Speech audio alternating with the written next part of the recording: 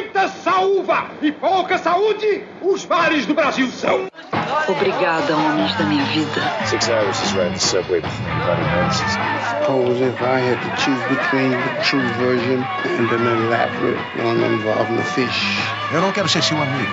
Screaming Jay Hawkins and he's a wild man. Eu sou fônio, mas eu era um peixe. Jen's dead, baby.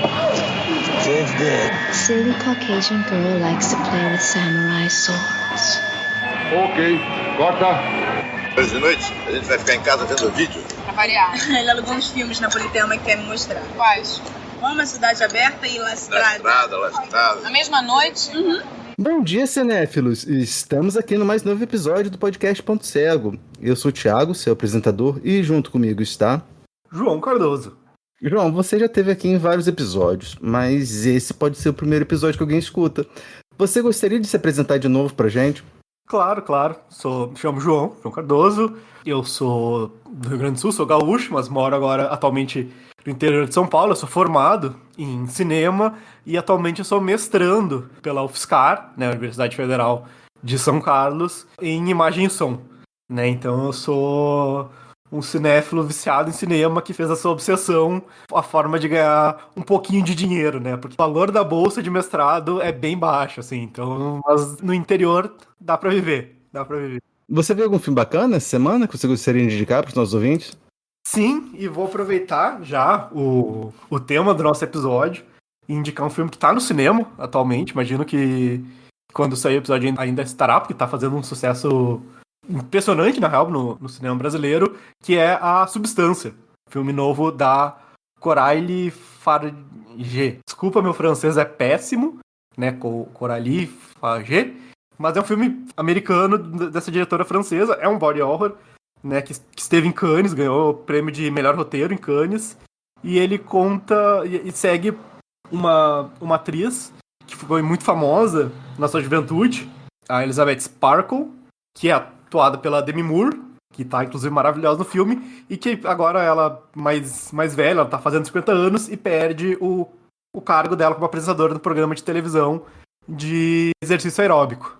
Nisso ela fica sabendo de uma tal de A Substância, que é um elemento que faz tu conseguir ter uma versão perfeita do teu corpo, entre muitas aspas. Ela se injeta com essa tal substância e dela sai um clone mais novo e ela tem que ficar trocando de lugar a cada uma semana. Assim. É um filme muito interessante sobre beleza e sobre o corpo dentro da indústria cultural, né? Principalmente a indústria cultural de Hollywood. E como Hollywood joga muito facilmente, principalmente as mulheres, e nesse caso falando muito sobre envelhecimento, né? Como uma mulher atinge uma certa idade por motivos arbitrários, ela não serve mais, né? Acho que é muito interessante o começo do filme, que é muito dessa tensão, assim, tá todo mundo dizendo que a Demi Moore tá feia, porque ela tá velha, e na real, o próprio filme, assim, o próprio jeito de filmar do filme mostra, assim, a Demi Moore como uma deusa grega, belíssima, porque de fato ela é, né? Ela sempre foi, e acho que vai ser pra sempre uma das mulheres mais lindas desse mundo, e é um filme muito interessante, muito divertido, assim, acho que é um dos melhores body horrors que saíram nos últimos tempos, assim. Eu fiquei muito animado e tô obcecado com o filme. O pessoal da minha bolha só fala bem dele, assim. Eu acho que eu ainda não vi ninguém meter uma malha. Assim. Eu tô vendo ser maioria positiva. Eu já vi gente criticando o filme um pouco mais. A maioria delas eu fico um pouco um pé atrás das críticas. Acho que não me parece meio rasas. Mas eu tô vendo ser bem mais positivas as reações e até me impressionou pro tipo de filme que ele é, que é um filme bem não convencional, pensando em padrão Hollywood, assim. Vamos pro tema da semana, né? Depois de nós explorarmos o suspense italiano lá com o mês do giallo, que foi o mês passado, agora a gente tá indo para o terror propriamente dito, né? Mas antes de a gente começar a falar sobre terror, eu gostaria de saber de você, João, se você tem alguma história em relação ao gênero, com os filmes de terror, né? Você via filme de terror na infância? Tô vendo que muita gente, pelo menos da minha bolha, que começou a gostar de terror na infância. Eu gostaria de saber de você, como é que foi? Pra mim foi o contrário. eu não gostava. Assim, eu tinha a aversão a filme de terror. Na minha infância quase toda. Hoje em dia eu pesquiso terror. Tô desenvolvendo pra seguir pesquisando terror no meu doutorado. Então, assim, é uma coisa que hoje em dia eu sou completamente apaixonado. Mas por muito tempo meu contato foi praticamente zero, assim. Tudo começa, na real, quando minha mãe me leva pra ver A Viagem de Chihiro no cinema. Eu tinha 2 anos e eu fiquei muito assustado com o filme. Mas por algum motivo minha mãe não tirou da sala de cinema, assim. Eu vi o filme inteiro e eu cagado de medo da Viagem de Chihiro, que nem é um filme de terror, mas é um filme que me assustou muito quando criança, né? Então isso já fiquei com o pé atrás. E quando eu, sei lá, daí eu já era mais velho, eu tava na casa da minha madrasta e uma das filhas dela alugou um filme que aparentemente parece um filme muito ruim, eu quero um dia pegar e ver ele, que é Evocando Espíritos, um filme de 2009, e que tudo que eu fui ver sobre depois diz que é uma das piores coisas já feitas, mas também eu devia ter uns 11, 10 anos, e aquilo me assustou profundamente. Então, a partir daí, eu decidi que eu não gostava de terror, que eu não queria saber disso na minha vida, e eu só fui mudar essa relação quando eu tava na faculdade, na real. Que eu... Não é isso, meus professores e colegas comentavam, às vezes passavam trechos na sala de aula, porque, né, a gente tava no ambiente acadêmico, ambiente pra, de fato, discutir isso, e foi o Suspiria, na real, que o professor meu de fotografia, de direção de fotografia, passou o começo do filme, né, acho que até ela ir pra escola de dança, né, todo aquele começo, e eu fiquei muito assustado, assim, fiquei cagaçado, mas eu fiquei muito interessado e fui atrás de assistir o filme inteiro. É um filme que me assusta, pra ser bem sério, até hoje eu revejo o filme, dá medo aquele começo, mas mudou completamente ali, aquela ali foi uma chavinha, e eu, sei lá, já tinha quase 18 anos que virou a chave, e eu virei completamente maluco de filme de terror, e, né, comparado com outras pessoas que já estão nisso há mais tempo, eu tô um pouco atrasado, mas é algo que hoje em dia me encanta muito. Eu vou te dizer que a chavinha demorou ainda mais comigo, assim. Eu nunca me liguei, pelo menos pra filme de terror, eu nunca me liguei muito, não. Eu não sei, eu vi alguma coisa, né? Vi, sei lá, Iluminado, né? Vi os filmes lá do expressionismo alemão, né? O Gabinete do Dr. Caligari, o Nosferatu. Mas não vou te dizer que eu não me ligava muito no gênero, não. Eu lembro que, sei lá, em 2000 e qualquer coisa, eu fui ver Bruxa de Blair 2, né? Eu não tinha visto o primeiro, fui ver o 2, e a única coisa que eu lembro é que a Kim Director faz uma gótica bonita. Só, assim, tipo... Eu não lembro, assim... Eu só fui começar a ver filme de terror por conta dos podcasts que eu ouvia na época, porque eu tinha o hábito de ver pelo menos um filme por dia enquanto fazia esteira. Alguém lançava um podcast sobre algum filme. Aí eu via esse filme fazendo esteira e aí depois, no dia seguinte, eu ouvi o podcast. Jogando The Sims ainda por cima. Sim.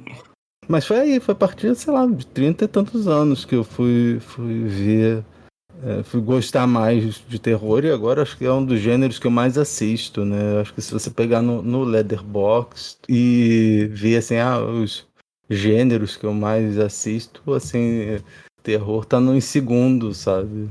Segundo lugar, e assim, nos temas é o primeiro, o tema de Horror, The Undead and Monster Classics tá em primeiro, e o Nano-Genres tá em Scary, Tense and Clichê. É um dos gêneros que eu mais assisto, né? Durante muito tempo eu passei a querer ver pelo menos um filme de terror por dia, agora em outubro, né? Vamos ver se consigo fazer isso esse mês. Mas eu, quando era criança, nem ligava pra filme de terror, não.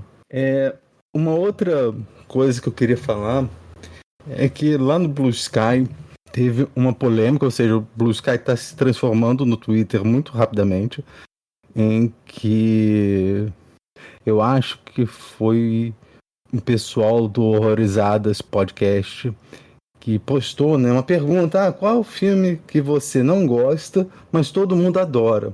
E aí ela postou Os Jovens Bruxas. E aí um cara falou assim: mas Jovens Bruxas não é terror, é, sei lá, drama, não sei, sabe? Eu não sei o que ele tava pensando quando ele falou que Jovens Bruxas não é terror. Não sei se é musical, comédia romântica, sabe? Filme de ação de Hong Kong, não sei. Né? Não sei, sabe? E aí isso me lembrou também uma distinção que é feita entre terror e horror. Eu tô citando aqui um blog, né? Na verdade eu tô citando um texto da Anne Radcliffe, que ela escreveu um ensaio, né, chamado On Supernatural in Poetry, de 1826, mas eu tô citando Apod, de um blog chamado Artrianon. Eu vou botar o link para esse texto lá nas notas do programa. Por que eu estou citando em Apod? Não fingindo assim, eu li o texto. Não, porque tem uma análise que o autor desse texto faz que eu achei interessante. Então, para o texto da Anne Radcliffe: terror e horror são tão opostos que o primeiro expande a alma e desperta as faculdades a um grau elevado de vida. O outro as contrai, congela e quase as aniquila. Aí o texto que está no blog: ou seja, se o terror expande a alma e desperta as faculdades, podemos entendê-lo como sendo relacionado ao medo do desconhecido. Aliás, o mais forte e mais antigo medo da humanidade, de acordo com Lovecraft, 1927. Portanto, o medo do desconhecido costuma ser uma sensação referente a algo, alguém ou algum evento, ainda não ocorrido ou não encontrado, ou seja, cuja iminência se mostra presente na mente do personagem, de forma a permear a atmosfera narrativa, o que faz do terror um gênero mais conectado com o medo psicológico. Já o horror, segundo Radcliffe, contrai, congela e quase aniquila as faculdades humanas, pois é causado por algo que nos choca, algo a qual ficamos sem reação, congelados no tempo, horrorizados, o que em geral é causado pelo vislumbre de algo horrendo, graficamente assustador, seja no outro ou em si mesmo, o que pode ser relacionado a anormalidades físicas repentinas, como mutilações, ações de violência extrema, cenas de carnificina que causem repugnância. O horror é causado pelo choque do qual não se pode contornar, enquanto o terror é o estado de alerta a temer a possibilidade do horror. E essa distinção, eu lembro que me fizeram, eu acho que foi ainda na faculdade, eu acho que o professor estava falando isso em 2001, né? Tinha acabado de ter um atentado terrorista lá das Torres Gêmeas. E aí ele estava explicando exatamente isso. Por que é terrorismo e não horrorismo, né? Porque terrorismo... Porque o que é assombroso num ato de terrorismo é justamente esse medo do desconhecido. Quando vai ser a próxima vez que ele vai atacar, né? É esse sentimento de que você tem que estar sempre alerta, porque vai acontecer alguma coisa pior do que aquilo que aconteceu antes. Quer comentar alguma coisa sobre essas duas divisões? Nunca tinha parado de pensar por esse lado do terror como o medo e o horror como o choque, né? Acho que faz sentido.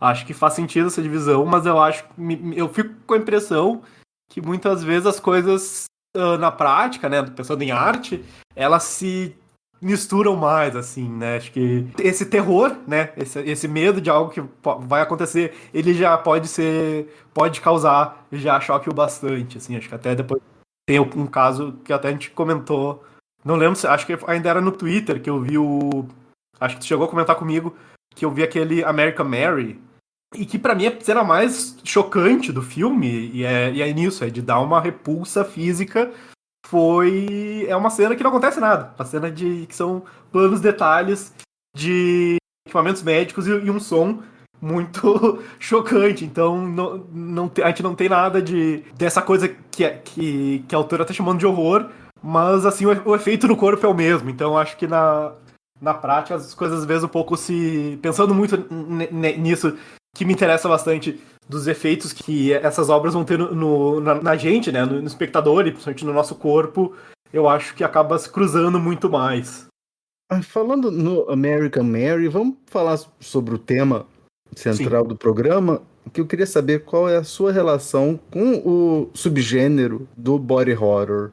Pra começar, só uma anedota, né? Eu acho super válido chamar de subgênero, mas sempre que eu falo isso na academia, assim, em apresentação de trabalho, começa a me olhar com um jeito estranho, porque faltam definições. É uma chatice, academia. Adoro, mas é uma chatice. Mas enfim, já foi mais de uma vez que me disseram isso, que, pô, dá mesmo chamar de subgênero? Eu acho que dá. Mas enfim, minha relação, ela foi, acho que como muita gente, começou pelo Cronenberg. Eu participava de um cineclube da minha faculdade chamado Cinedrome, inspirado pelo Videodrome do Cronenberg. E por causa disso, por ser o mesmo nome, um dia eu peguei, vou ver esse tal de Videodrome e mudou minha vida. E mudou minha vida, assim, acho que é um filme fascinante, como tudo que o Cronenberg faz, é fascinante, e começou por aí. Mas eu também não tinha ficado, acho que de primeiro momento eu fiquei muito impactado com o Videodrome, mas não tanto de atrás, acho que eu vi A Mosca também, e ficou meio por aí, até que saiu o filme que eu atualmente pesquiso, que é o Titane, e de novo, voltou aquele, puta, tem coisa muito interessante aqui nesse tipo de filme, e vi as pessoas comentando, fazendo ligações com filmes do Cronenberg, como Crash e outros filmes, para além do Cronenberg, e comecei a ir atrás, e claro, por bastante tempo acabei focando no Cronenberg, não por acaso, talvez seja o meu diretor favorito, mas também não é uma coisa muito, muito antiga, assim, não veio junto com minha entrada no terror, veio uma coisa mais recente e que me interessou muito, assim, por esse foco no corpo, né? Eu acho que eu sempre tive um prazer muito grande por ver comédia e por ver filme de ação, que são gêneros muito ligados com o corpo, de certa forma, principalmente de ação. Mas aqui a gente vamos dissecar o corpo pra gente entender o que ele significa, assim, não só dissecar no sentido literal, que vai acontecer muitas vezes, mas nesse sentido filosófico, assim, o que significa ter um corpo, o que significa um corpo e quais são as relações que ele vai ter com esse meio, assim, tanto social quanto com algo menor, assim, consigo mesmo, né? Como o corpo vai se relacionar com a sua própria realidade. Eu acho isso muito, muito interessante. O que isso pode dizer, né? Acho que é um gênero muito versátil, na real, subgênero muito versátil, porque ele vai conseguir abranger muitos assuntos, mesmo que, acho que a gente vai entrar daqui a pouco, vai ter vários assuntos mais recorrentes, mas os dois filmes que a gente vai trabalhar hoje, eles vão discutir coisas relativamente bem diferentes, né? E ainda estão trabalhando nessa mesma ideia de desconfiguração violenta do corpo e reconfiguração, né? Destruir, desconfigurar e reconfigurar o corpo. Acho que é mais ou menos esse o processo que todos esses filmes passam, assim, e muitas vezes essa divisão ela não é feita, assim, esse processo, a desconfiguração e a reconfiguração já são a mesma coisa, né? E tudo isso tá permeado pela destruição, mas eu acho que o body horror ele tem essas três fases que não necessariamente são fases separadas, né? Que é a destruição do corpo, a desconfiguração do corpo, que são coisas diferentes, né? A destruição é uma coisa mais física e a desconfiguração é mais psicológica e filosófica, e uma reconfiguração, né? Uma criação de algo novo, e muitas vezes essas três fases elas são a mesma, né? Elas são implicadas na mesma coisa, mas eu acho que pra mim essa é um pouco uma característica que dá pra gente conseguir pensar o que é um body horror. Ah, que fantástico. Eu vou dizer que assim, meu primeiro também foi um Cronenberg, mas foi o Mistérios e Paixões, né, que eu assisti, gostei e falei, eu quero assistir tudo que esse diretor fez, né, e aí acabei assistindo os outros mais por causa do Mistérios e Paixões. Aí fui ver Shivers, né? Scanners, Videodrome. Fui assistindo e me apaixonei, assim, pelos filmes dele. Você já deu algumas características? Você mencionou uma coisa que eu achei interessante, né? Porque eu ia te perguntar agora como é que você definiria esse subgênero, né, do body horror. Aí você falando, você pode ser considerado, o pessoal da academia fala, pode ser considerado, faltam definições. E aí eu tava lembrando que, assim, no direito é o contrário. O direito não busca dar definição para as coisas, né? Eu lembro que meu professor de direito romano, ele citava um jurista chamado Bartolo. Ele falava assim, omnia definitio in iure civile periculosum est. Assim, toda definição em direito é perigosa. E ele dizia, né, e se você pegar a lei, não vai ter uma lei definindo tal coisa, né? É sempre, ela já expressa tal coisa, não sei o quê, porque cabe a sociedade da época dar um sentido, dar uma definição para aquela coisa e não um direito. Mas você acha que seria possível dar uma definição ao gênero body horror? Assim, eu vou fazer uma citação aqui, que é um dos poucos trabalhos que tentaram discutir de fato o body horror. A gente tem bastante coisa que usa o body horror para discutir outras coisas, mas esse é um trabalho que é da Shelley F. Baker, né, uma dissertação em filosofia de 2000, que é Body Horror Movies, The Emergence and Evolution. Ela dá uma definição e eu vou problematizar um pouco ela, mas eu acho que ela ainda tem o seu sentido, né? Que ela vai dizer que o body horror, em seu nível mais básico, refere-se a corpos e como os corpos podem causar em nós um sentimento de horror quando eles não correspondem mais à nossa ideia convencional deles. Body horror, portanto, refere-se a filmes que não são simplesmente sobre corpos, mas corpos passando por mudanças por causa de doenças, idade, drogas, interferências médicas e outras causas mais sobrenaturais. Essa é a definição que ela dá. Eu vou, até pensando nos próprios filmes, acho que essas definições elas são pequenas, né? Porque acho que um dos filmes que a gente vai falar... tem filmes em que essa definição é simplesmente por causa de uma gravidez, né? O Kotoko, que a gente vai falar hoje, tem outras coisas a mais, mas são mudanças além disso, assim. Acho que ela tá muito pensando nos filmes produzidos ali entre década de 70 e 80, que são filmes realmente muito masculinos, mas a gente pega um filme como mais recente, como o Crimes do Futuro, do Cronenberg, e que essa interferência no corpo é por causa da arte. Mas acho que tem algo que ela não traz aqui, né, porque, sei lá, filmes sobre... Tem muito filme feito pra adolescente, pra passar em escola, sobre adolescente usando droga e se destruindo, né? E não são necessariamente body horrors. Eu lembro de esqueci o nome do filme, que é um com o Leonardo DiCaprio. Assim, no comecinho da carreira dele, ele fez um filme que ele era um jogador de basquete. Basketball Diaries. Esse daí, eu vi na escola ele, obviamente, como acho que metade da população brasileira que vê esse filme. Diário de adolescente. Enfim, exatamente. E ele não é um body horror. Eu acho que tem essa coisa dessa destruição do corpo, e uma outra questão é ser essa mudança, essas alterações, elas são rápidas e violentas, né? E elas são violentas muitas vezes porque elas são rápidas. Pensar na Mosca, do Cronenberg, que dá pra gente fazer um paralelo com envelhecimento ou com doenças degenerativas. Todos os paralelos são possíveis na Mosca. Mas tem uma coisa que marca muito a Mosca, é que o filme se passa em poucos dias, né? O filme se passa em cerca de uma semana, não lembro exatamente o tempo exato que o filme se passa, mas é marcado essa pouca duração, né? Essa velocidade muito rápida nas mudanças. E como essa grande velocidade, assim, essa coisa muito na cara, vai causar ainda mais problemas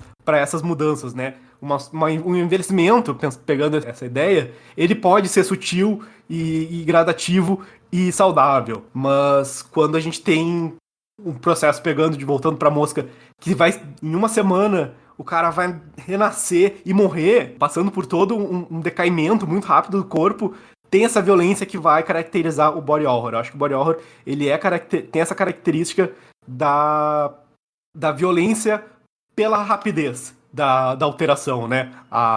Se fossem alterações mais gradativas, elas não seriam tão violentas. Tinha escrito umas perguntas e, assim, eu acho que você já respondeu algumas, mas eu vou falar porque, assim, eu acho que o horror, de maneira geral, o terror, de maneira geral, ele busca refletir os medos da sociedade, né, contemporânea, né, na sociedade na qual ele está inserido, né?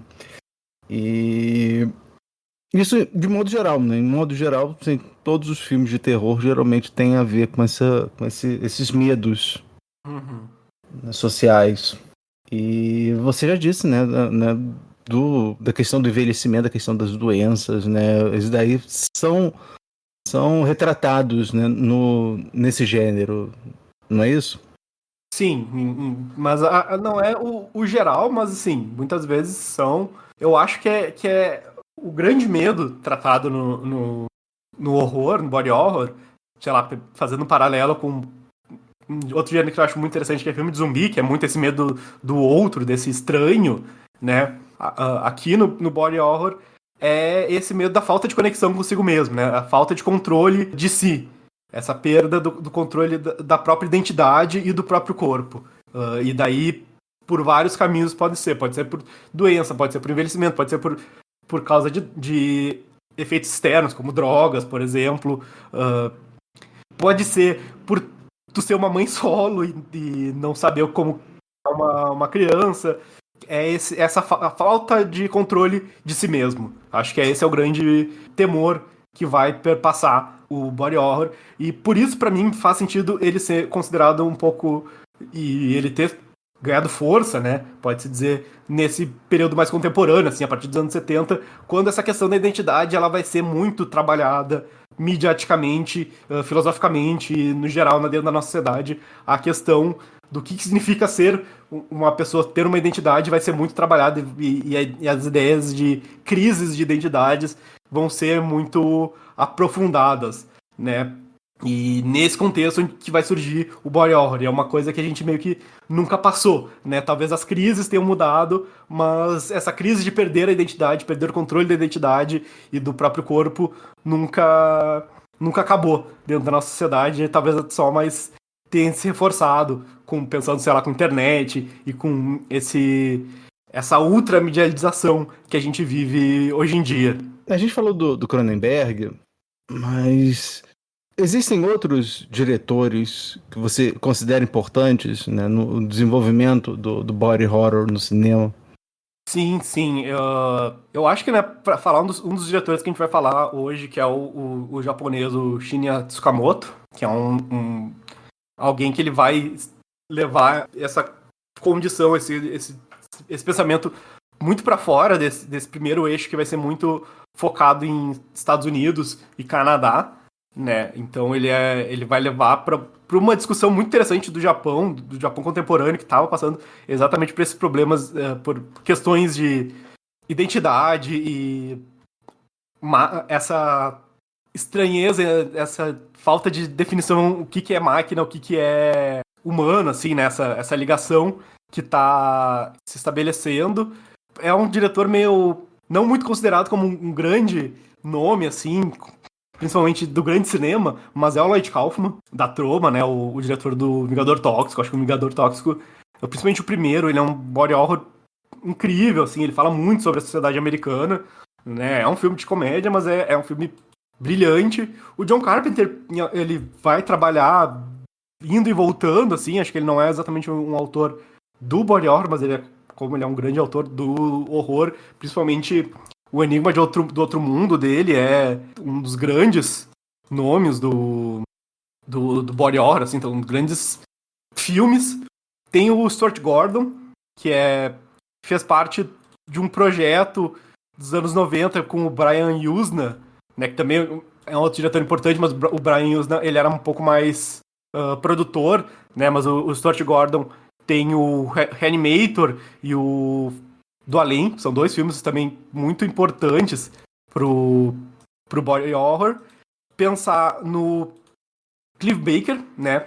Tanto desde a literatura dele, quanto todo o trabalho dele artístico, é muito essa coisa do corpo, e pensar no Hellraiser são filmes muito dessa falta de controle, desses temas que vão estar sendo retomados repetidamente dentro do body horror.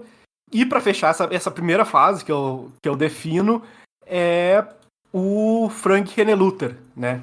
Que acho que tu conhece até um pouco mais dele do que eu, mas ele trabalha muito com essa questão do corpo nos filmes dele. Também são filmes mais voltados pro cômico, mas também dizem muito sobre a sociedade. Eu gosto muito do Frankenhooker. Want a date? Going out? Looking for some action? Need some company?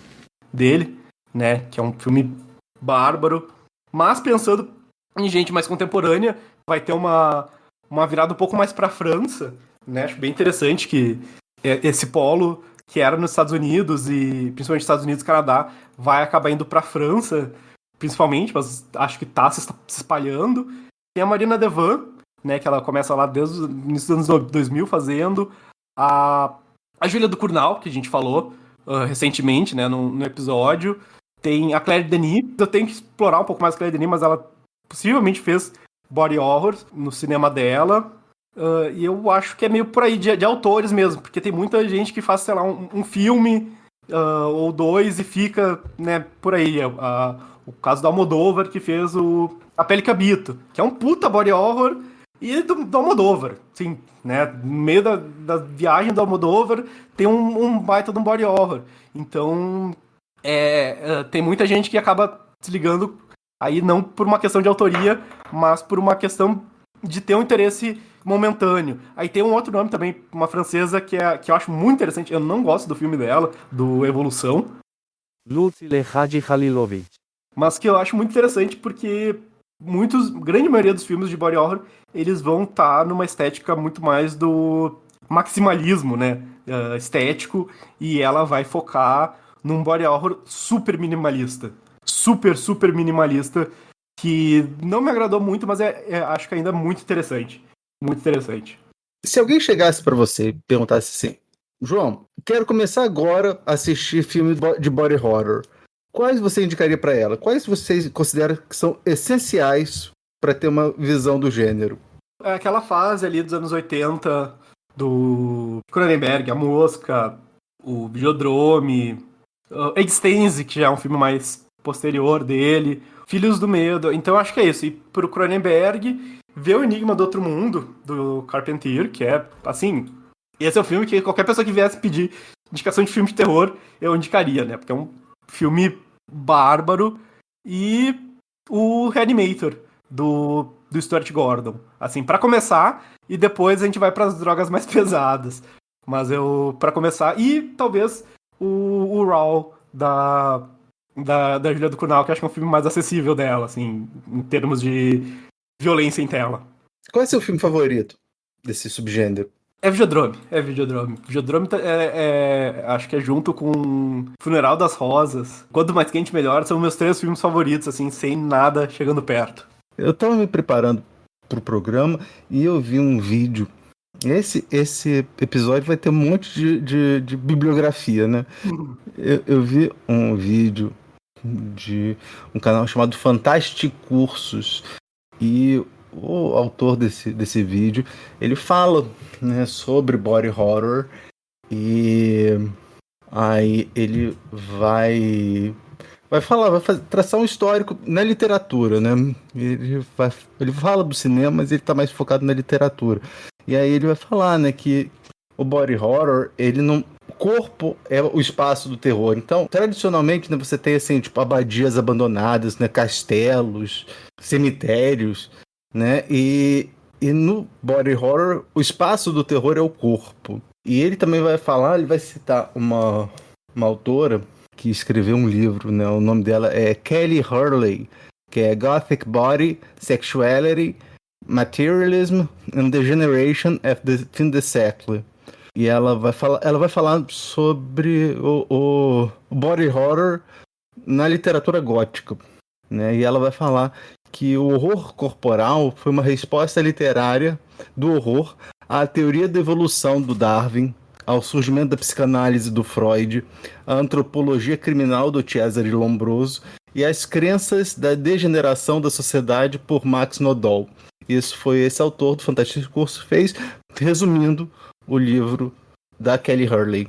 Um outro tema também que você já chegou a mencionar é muito que relação, você falou da questão da identidade, mas tem também no body horror a relação entre o corpo e a mente, né? O corpo e a alma, né? Eu lembro muito dessa dicotomia, eu lembro muito da expressão que o Pitágoras dava, né, falando que era soma sema, né, que o corpo é o túmulo da alma. Nesses filmes de body horror, existe essa dicotomia ou não existe essa dicotomia?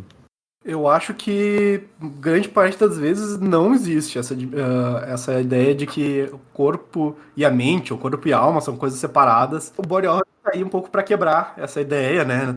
Ele pensa diferente normalmente de que não, os efeitos psicológicos e os efeitos físicos eles são praticamente os mesmos, eles estão intrinsecamente ligados, né? Eu acho que recitando aqui o Filhos do Medo, né? Que eu acho que é um filme muito bom para discutir exatamente isso, em que cria todo, né, na história do filme, tem um processo de terapia em que todos os sentimentos ruins eles vão ser expulsos do corpo, né? Literalmente, e nisso da ex-mulher do protagonista vai sair crianças ou pessoas de baixa estatura, fica meio difícil de descrever qual é a idade exatamente, mas que são pequenos humanoides de ódio, né? Porque ela tá expelindo essa coisa da mente dela, da alma dela, esse profundo ódio que ela sente, ela tá expelindo como um filho, e que é uma criatura de violência e de ódio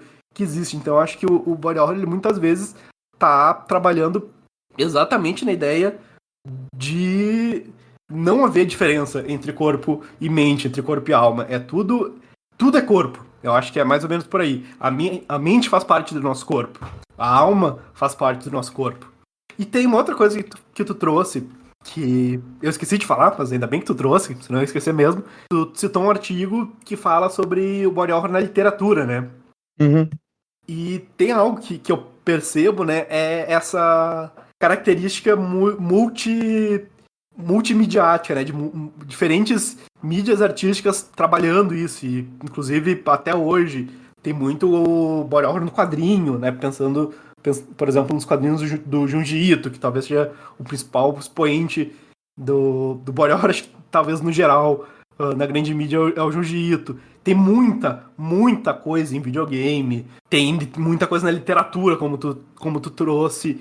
Recentemente eu descobri, sei lá, faz uns anos que eu descobri uma banda de punk dos Estados Unidos que toda a estética deles é em cima do body horror. É Melted Bodies o nome da banda, eu adoro ela. E é muito interessante como é algo que, essa coisa do corpo e dessa decomposição do corpo, ela não necessariamente precisa ser algo visual, né?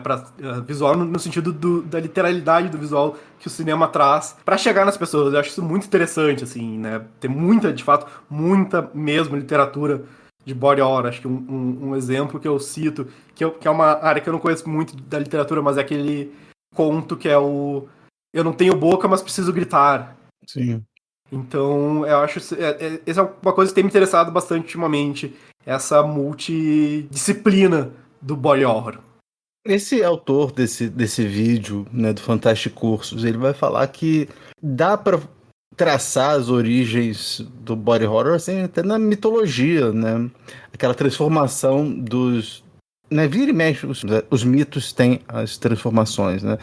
Ele cita o Acteão, né? O Acteão era um caçador que estava lá à noite caçando lá com os seus cachorros, e aí ele vai e vê a Artemis tomando banho, assim, tipo, na cachoeira. E aí a Artemis vê que ele tá olhando ela tomando banho, e ela transforma ele em um cervo, e os próprios cachorros dele o devoram, né?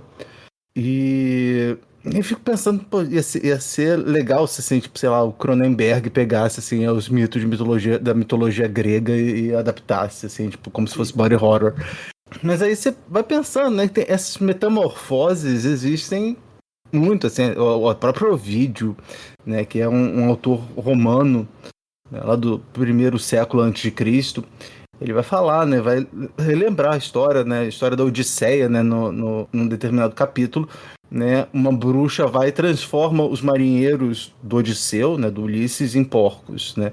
Você tem também a história da Aracne, né? Que era uma mulher que fiava muito bem e aí costurava muito bem, e aí ela tirou onda com a Atena, e a Atena transformou ela numa aranha. A própria história da Medusa, e que tem esse Twitter, né? O Twitter falava, eu vi no Twitter o pessoal contando, né, a história da Medusa, né? E aí contando justamente uma versão que vem do próprio vídeo, né? Que a Medusa era uma jovem lindíssima, né? Que chegava, né? Sua beleza ousava competir com a beleza de Atena. E aí ela foi violentada pelo Poseidon no templo de Atena, e a Atena ficou puta e transformou ela naquela bruxa, mostrando, né? Mas as pessoas viram e falaram assim, não, porque o patriarcado, né, né, que transforma a mulher linda, a mulher é estuprada e ainda assim é punida. Só que acontece o seguinte, é uma coisa muito pior do patriarcado, que a própria metamorfose do mito de origem da Medusa.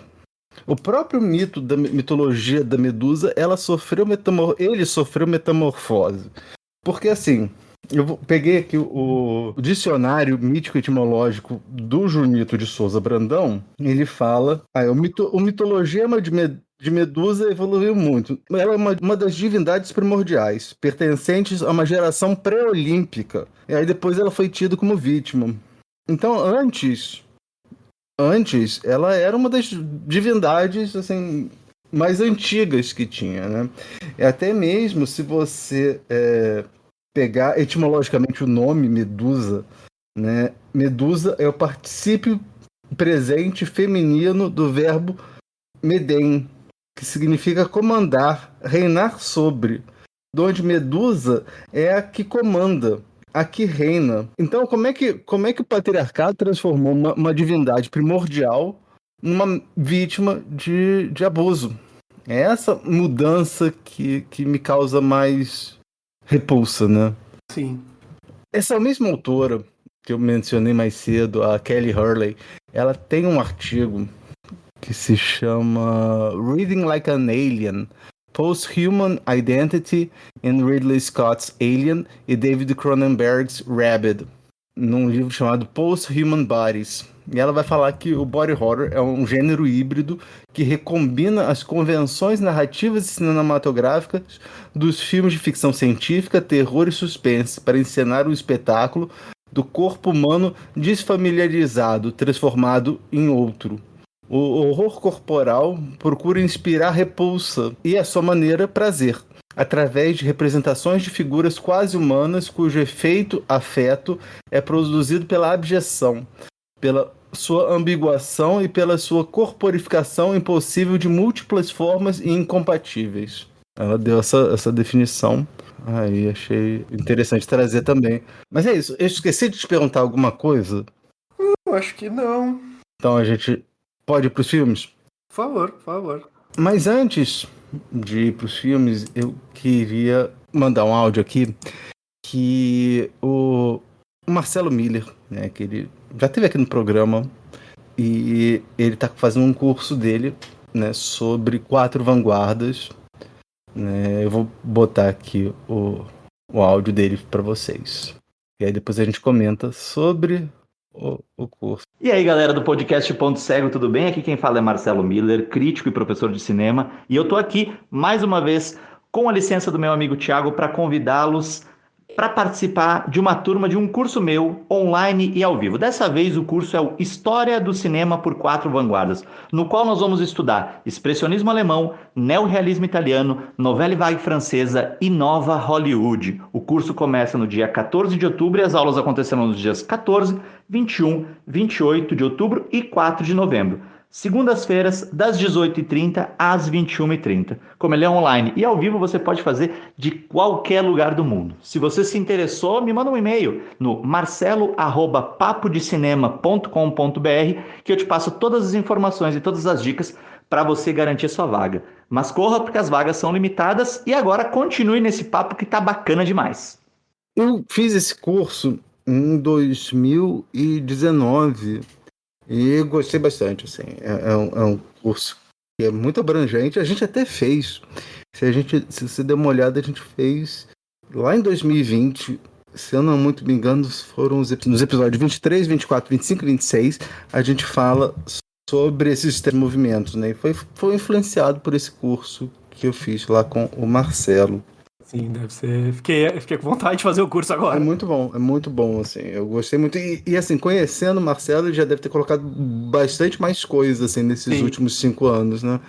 Eu recomendo. Vamos para os filmes? Bora. Então, agora que já falamos do tema, vamos recapitular as regras do programa. Todo programa, eu e minha co-apresentadora, ou meu co-apresentador, escolhemos um tema. Hoje foram filmes do subgênero do horror corporal ou body horror. Então eu escolhi um filme dentro desse tema ao qual o João ainda não havia assistido e o João escolheu outro ao qual eu ainda não assistira, ou seja, 2 filmes que estavam lá nos nossos pontos cegos. Nós vimos os filmes e agora conversaremos sobre eles. Aproveito para dizer que haverá spoilers, então se você não quer saber o final desses filmes, nós recomendamos que você pause o podcast, vá assistir os filmes e volte para nos ouvir. Estamos aqui esperando. Thiago, qual filme tu escolheu para mim? Corrosão, Ameaça em Seu Corpo, de 1993. O filme foi dirigido por Philip Brophy, com o roteiro do próprio Brophy e Rob Bishop. Baseado nos contos de Philip Brophy, atuam no filme Gerard Kennedy, Vincent Gill e William McInnes. Sinopse. Uma nova vitamina é produzida por um spa e distribuída gratuitamente em uma comunidade para que seus efeitos colaterais sejam testados. Porém, seus componentes químicos acabam causando sintomas letais, como derretimentos e deformações no corpo. Essa sinopse vem da MUBI. O que você achou do filme? Cara, eu achei ele mais interessante do que bom, pra ser bem sincero. O que é uma coisa bem comum, na real, no body horror, não é tão incomum, pelo menos pra mim, de achar filmes muito interessantes e não ser exatamente muito bom. Mas eu achei um filme divertidinho, assim, eu acho que ele é um filme meio bagunçado, ele às vezes atira pra tudo quanto é lado, né, ele tem aquela longa sequência no interior, né, naquela casa, sei lá, meio a lá... Massacre da Serra Elétrica, eu acho que aquela família é uma mistura da família Sawyer com os Trapalhões, sei lá. Exato. Então... aquilo ali é longuíssimo, assim, não vai do nada pro lugar nenhum, e fica. Eu achei meio cansativo aquela parte, principalmente. Também. Mas eu achei o filme muito interessante, na real, assim, acho que ele faz um comentário muito provocativo, na real, não acho que seja exatamente também muito o único inovador sobre essa vida no subúrbio, né? O interessante é que ele vai pensar essa vida no subúrbio da Austrália, né? E vai tocar um pouco... Eu não tenho muito contato com a exploitation, tenho vontade de entrar, mas imagino que deve trabalhar essa questão dessa grande diferença entre o Outback e as cidades e os subúrbios, né? E ele vai entrar um pouco nisso, mas vai focar bastante nessa padronização da vida, né? Do subúrbio, o que eu achei muito interessante. Mas eu acho que o filme... ele tem muito mais tempo do que coisa que ele quer dizer, assim, ele fica meio voltando nas mesmas teclas, mas é divertido, eu acho super divertido as cenas de morte, de decomposição do corpo, assim, a cena da briga com a placenta assassina é genial, assim, não tem como eu desgostar de uma mulher grávida lutando contra uma placenta. Me pega muito esse tipo de ridículo, né?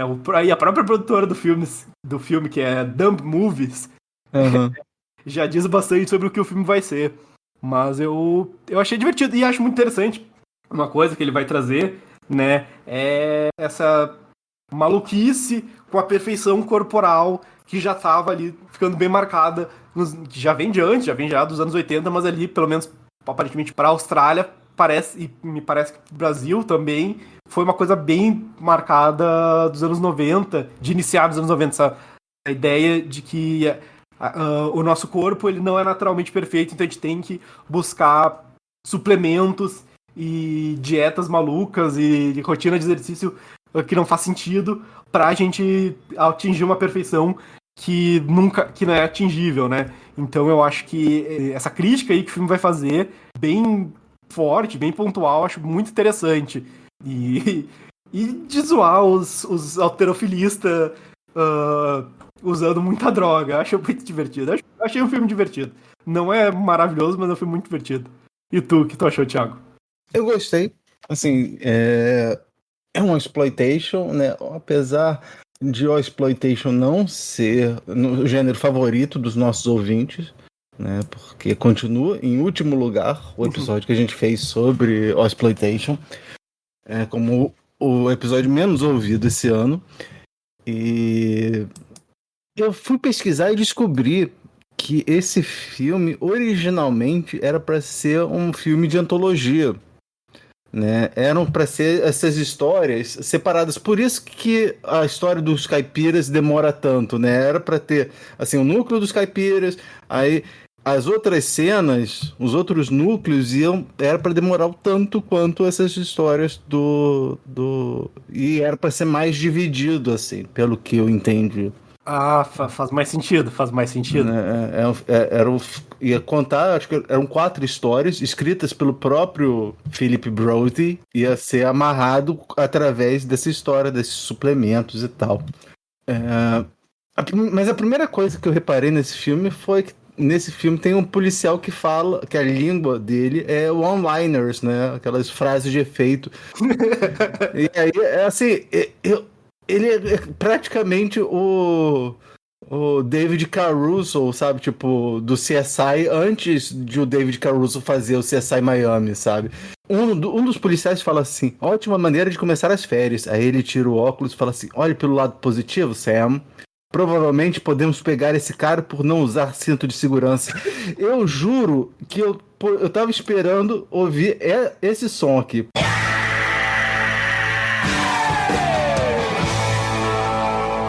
Eu podia esperar que começar o episódio do CSI Miami, sabe? Eu escutei um pessoal falando sobre esse filme. Eles achavam que esse filme lembrava muito mais dos anos 80 do que os anos 90, mas eu não sei.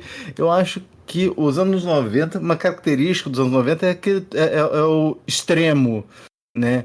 E é skate também, né? E aí tem um molequinho também que é cara dos molequinhos dos anos 90, sabe? Fazendo manobra radical. E morrendo por causa da manobra radical, né?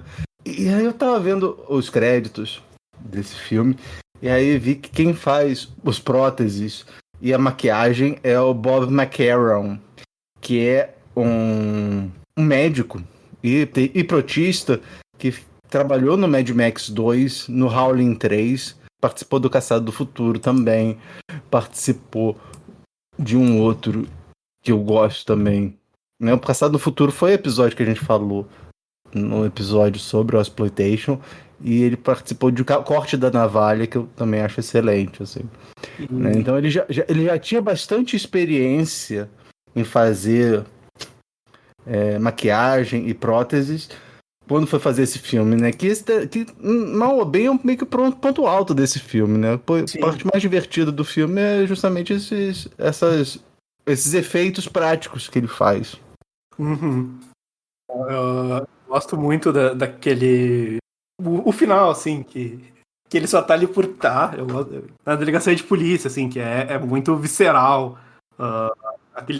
De fato o único momento onde tem tipo, um corpo derretendo. O nome do filme, em inglês, é Body Melt. E só tem um corpo que derrete o filme inteiro. Que de fato derrete o filme inteiro. Os outros todos explodem. E esse é o único que derrete. Mas eu gosto muito dos efeitos que ele faz. Aquele verde, que eu não sei como é que ele chegou naquele verde, mas é muito nojento aquele verde. e viscoso, assim. Nossa, eu achei de fato, muito bom os efeitos dessa maquiagem, assim, é incrível. E uma pergunta, o que tu achou da trilha sonora? Da trilha musical? Cara, eu não tô lembrado da trilha sonora. Porque ela é também do diretor, e às vezes ela é muito, eu acho ela, no geral, boa, assim. Também tem essa coisa de ficar entre parecer os anos 90 e os anos 80, mas às vezes ele acha ela muito fora, assim, começa uma trilha de suspense, nos momentos nada a ver, assim, achei bem engraçado. Eu juro que eu não reparei. Ao contrário do próximo filme, que o filme não tinha como não reparar, né? Sim. Falando nele, vamos pro próximo? Ou tem mais alguma coisa que você gostaria de falar sobre ele? Acho que não, podemos ir. Então, vamos para o próximo filme. João, qual foi o filme que você escolheu para mim? Kotoko, de 2011. O filme foi escrito e dirigido pelo Shinya Tsukamoto, baseado na história original de Coco. Estrelam o filme Coco, Shinya Tsukamoto e Yuko Nakamura. Kotoko é uma mãe solteira com filho pequeno que tem alucinações de visão dupla e não consegue diferenciá-las da realidade. O menino acaba sendo levado para os cuidados de sua irmã.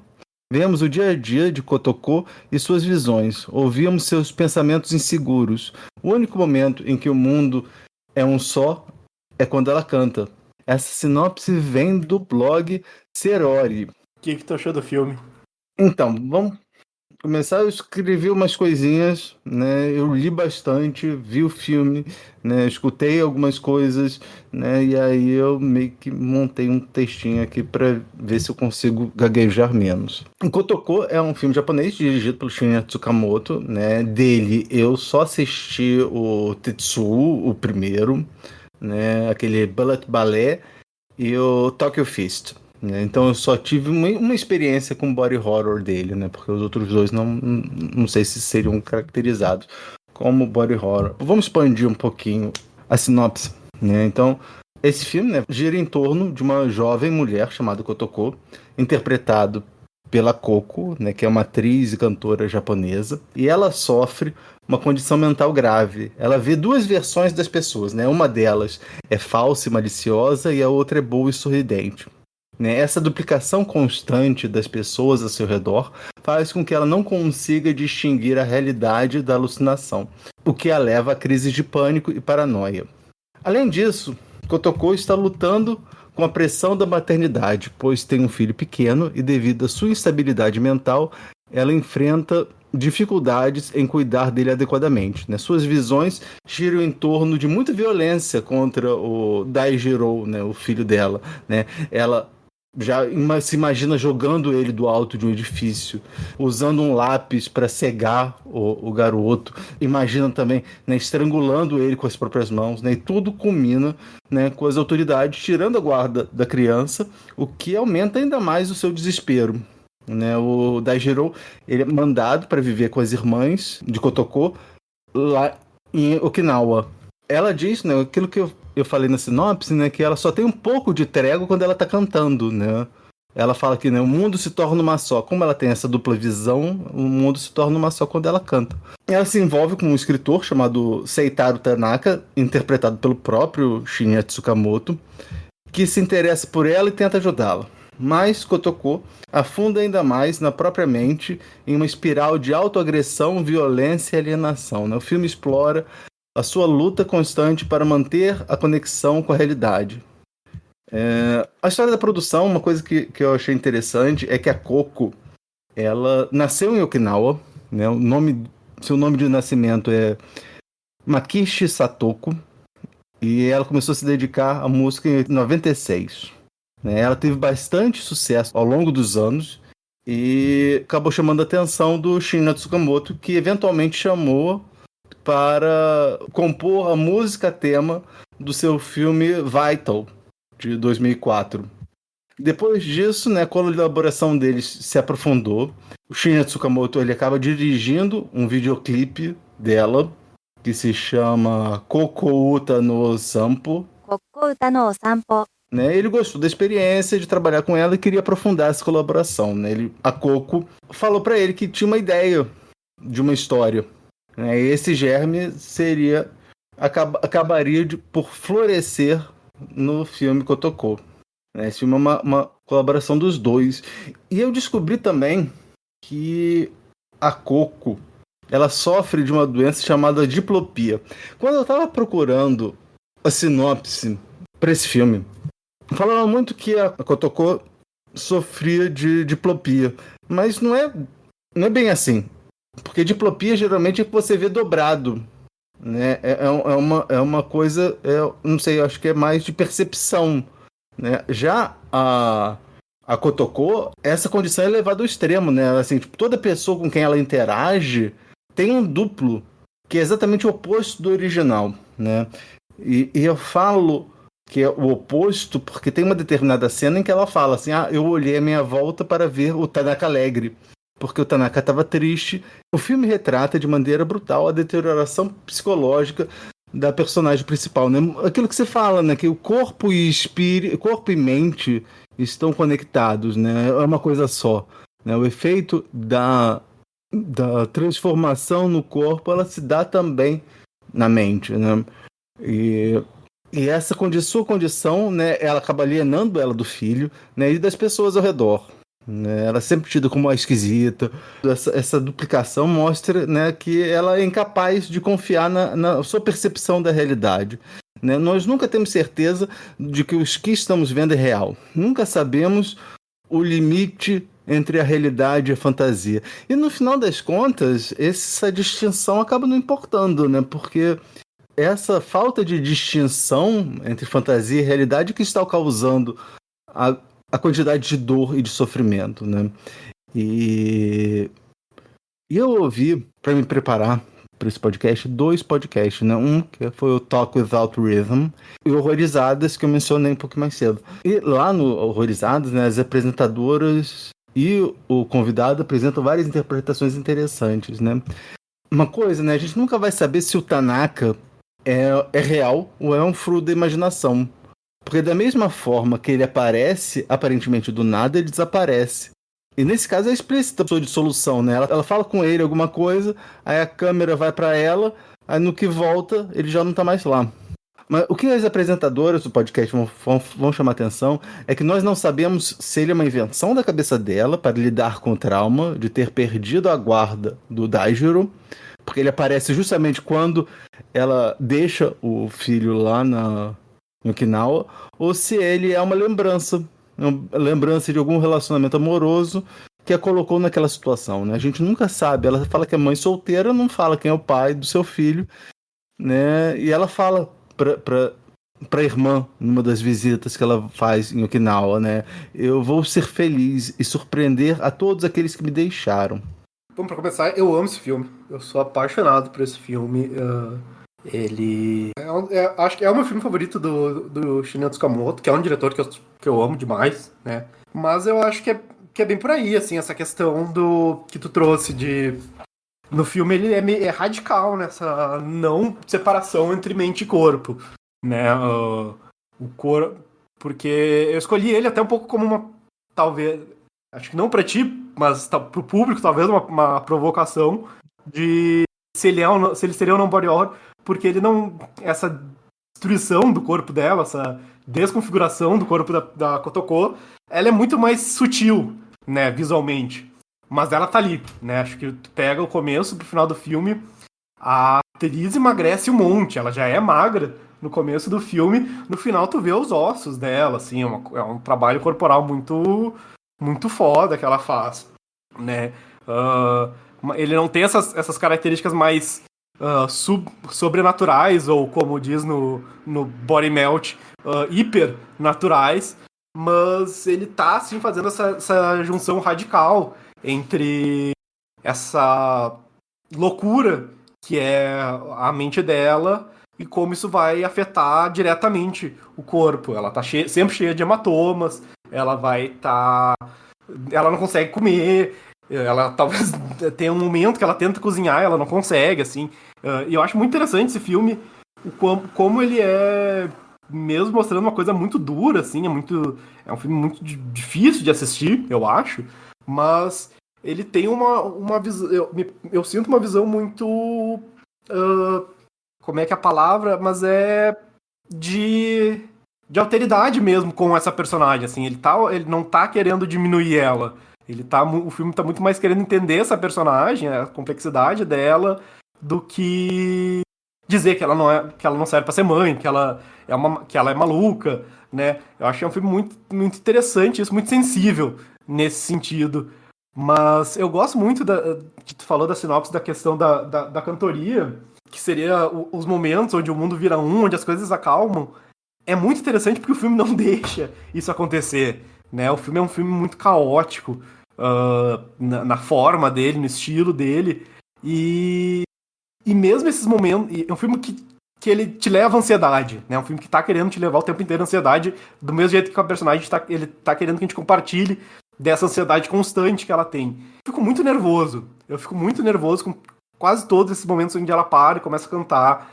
É muito desconfortável, são momentos muito desconfortáveis, que mesmo o filme se acalmando um pouco, eles continuam muito, muito doídos. Eu acho que é um filme muito doído. Eu acho que talvez pra resumir o que eu penso desse filme, é um filme muito doído, assim, um filme que me machuca muito pra assistir, mas que não deixa de ser bom, né? Não é por isso que ele deixa de ser bom. Eu acho que é o contrário. Exatamente porque ele tem tanto esse poder tão grande de mexer comigo, é que eu gosto tanto dele.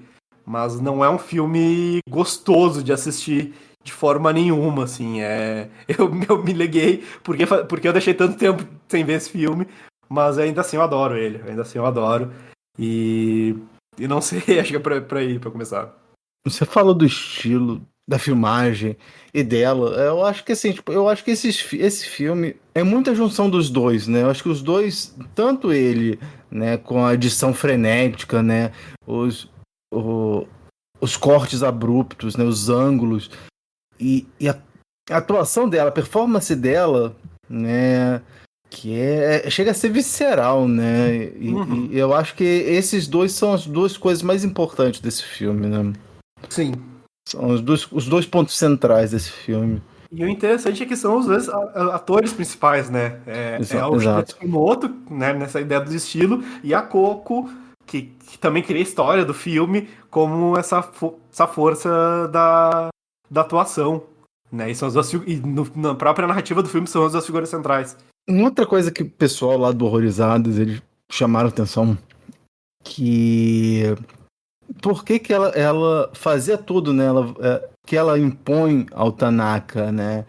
E aí elas lembram, né, que no começo do filme, quando aparecem as primeiras cenas de automutilação, ela vai falar assim: não corto meu corpo para me matar, eu só preciso confirmar se eu ainda existo. Então, elas vão dizer que o que ela faz com o Tanaka era justamente para confirmar que ele existe. Sim. Não é porque ela odeia ele ou porque ela quer. Ela tá querendo justamente essa confirmação de existência. Ela sente falta de saber o que existe e o que não existe, né? E um outro elemento também que foi meio que uma constante essa semana, eu assisti aquele Renascer, o Birth and Rebirth, e o Roceira. E se você pegar, tem um determinado segmento lá no Body Melt, né, no filme que a gente discutiu agora mais cedo, que também fala sobre maternidade, e aí você vai pensando, né, como o body horror, ele tem muita relação com isso de ser mãe, né? Pelo menos é isso que eu vi. E aí tem uma citação lá da Mary Shelley falando assim: quão assustador deve ser dar a vida para uma criatura. Ela escreveu isso num dos seus diários, né? E ela estava falando de maternidade, mas a Mary Shelley, ela vai ter a autora do Frankenstein, né? E aí, vendo esses filmes, eu falei até com você não sei se foi pelo WhatsApp, né, que assim, eu cheguei à conclusão, né, no alto dos meus 44 anos, que uma coisa que eu não quero ser é mãe. Dá muito trabalho. Dá mais trabalho do que eu imaginava. De fato. Mas é isso, assim, eu gostei bastante do filme. Esse filme, ele acabou ganhando prêmio lá no Festival de Veneza, né, o prêmio Horizonte, mas eu gostei bem do filme, assim. Eu agradeço muito por você ter indicado. Fico muito feliz, porque é um filme que eu fico um pouco com receio de indicar pras pessoas, porque essa coisa, assim, ele é um filme que ele te leva. O começo do filme eu fico muito mal, assim, eu de novo, acho que é a segunda vez que eu vejo ele, começa a acelerar o coração, assim, é uma coisa, não é eu realmente não acho uma assistência agradável dele, mesmo gostando muito, então poder compartilhar ele com alguém que vai entender e que tá entendendo que eu não quero mal pra ti é bom. Eu não quero te causar um ataque de ansiedade, assim. Mas é isso, eu acho o filme, assim, belíssimo. Todo esse processo dela de perder, eu acho que é bem isso como tu fala, ela perde essa ligação com a realidade, ela tenta o tempo inteiro não perder, e algo que tu falou no começo, que talvez não seja que ela perder de fato essa ligação que ela tenta ao máximo manter, é o que dá uma certa paz pra ela, né? Acho que é uma conclusão muito interessante que o filme chega. Acho que concordo contigo nessa conclusão, que é isso, quando ela perde, não é feliz exatamente, ela deixa de reconhecer o próprio filho, que ela passou o filme inteiro em volta dele, né? Vivendo por causa dele. Ela perde essa conexão de quanto tempo ela tá naquela instituição, mas uma suposta paz ela consegue viver na cabeça dela, né? De ir todo dia fumar o cigarro dela, cantar um pouco, dançar. Não acho que é um final feliz que o filme dá, mas é um final quase que querido pra ela, que me deixa... acho que é menos pior do que ela tava vivendo e se destruindo, assim, literalmente se destruindo, se cortando. Acho um filme bárbaro, assim, acho que é um filme lindo. É um filme lindo nessa... Na feiura dele, ele é lindo. Tá satisfeito? Sim. Eu só queria fazer um comentário, na real, e até um pedido, que eu descobri que tem um documentário do Koreeda, né, diretor de Assuntos de Família, né, que ele fez em 2008 sobre a Coco, né, com ela e sobre ela, e que, aparentemente, por comentários que eu vi no Letterboxd, tem uma ligação muito forte com os problemas que a própria cantora e atriz tinha com saúde mental e saúde corporal mesmo. Ela passou por... ela teve anorexia por muito tempo, ela tinha certos desejos de morte, pelo menos que disse. Só que eu não achei legenda pra esse filme. Eu achei o filme num VK, só que sem legenda, no original japonês. Então, até um pedido. O nome do filme é So I Can Be Alright, Coco's Endless Journey. É um filme de 2008 do Koreeda, e eu fiquei com muita vontade de assistir, porque parece que vai conversar bastante com o Kotoko, mas eu não achei a legenda dele. Então, se alguém... Até um pedido, uma súplica, se alguém tiver, por favor, me ajuda. Então, vamos falar sobre streaming no quadro Tem na Netflix? Tem na Netflix? Tem no Netflix? Tem na Netflix? Tem na Netflix? Tem na Netflix? Tem na Netflix. Então, João, que filme você viu recentemente em alguma plataforma de streaming? Eu vi ontem, na real. Eu vi o Viajo Porque Preciso, Volto Porque Te Amo, do Marcelo Gomes e do Carinha Nunes, né? Indo pra um lado completamente diferente desses filmes mais maximalistas e extremos, para um filme super minimalista brasileiro. Cara, um filme lindo, um filme poema, na real, sobre um geólogo viajando pelo Nordeste brasileiro para fazer um estudo por um canal que vai ser aberto pelo interior. Ele nem diz muito, parece ele ser meio Ceará, que é a região do Carinho, do Marcelo, mas ele não especifica muito exatamente onde é que é. Acho que até é importante se ele sai do Ceará, se ele segue o tempo inteiro no Ceará, não é muito, muito importante. E é isso, é um registro dessa viagem com comentários, com essa leitura de narração do Irandir Santos, né? Ele provavelmente nem estava na filmagem, mas é isso, essa viagem pelo interior muito profunda, e que também vira uma viagem pelo interior do personagem. Ainda é um estudo de personagem sobre esse cara que tá deixando uma pessoa amada e embarcando numa viagem meio maluca sem dinheiro, mas ainda é trabalho, ainda tem uma necessidade. É um filme muito bonito, assim, é um filme muito, muito, muito bonito e que tá na reserva Imovision. É isso, é um filme extremamente minimalista em tudo, mas ainda é um filme muito dos dois, assim, é um filme muito interessante, porque tanto o Karim quanto o Marcelo estão muito no filme, né? O Karim Anuiz e o Marcelo Gomes estão os dois, dá pra ver muito a mão dos dois no filme, que são cineastas relativamente diferentes. Tu já viu o filme? Já há muito tempo.